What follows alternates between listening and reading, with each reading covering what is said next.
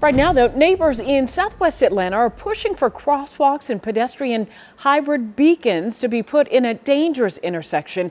We're talking about Dill Avenue and Aline Avenue. It's minutes away from the BeltLine, but they say it's difficult to get there on foot or bicycle because there's no safety measures in place to protect them.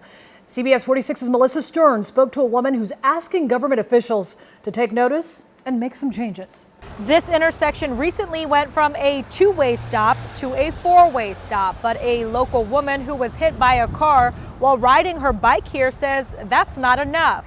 Now she's asking her elected officials to make some more changes before someone else gets injured or worse, killed. There's a lot of pedestrian traffic. The BeltLine's right up the road. Kay-Ann Paris lives a block away from this intersection.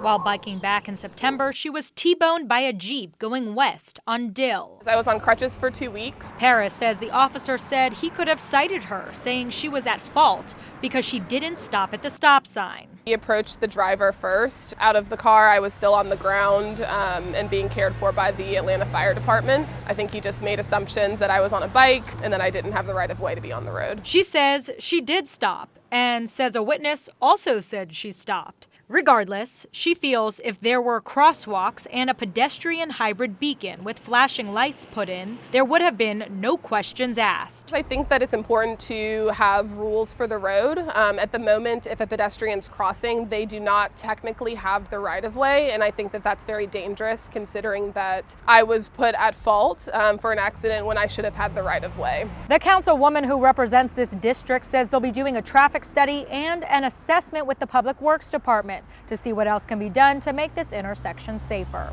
Reporting in Atlanta, I'm Melissa Stern, CBS 46 News. So thank you. We just minutes ago got a response from the city after asking about that intersection and its safety improvement plan. A safety spokesperson with the city will install crosswalks. In a statement, the city says, in part, a study of the intersection was conducted earlier this year.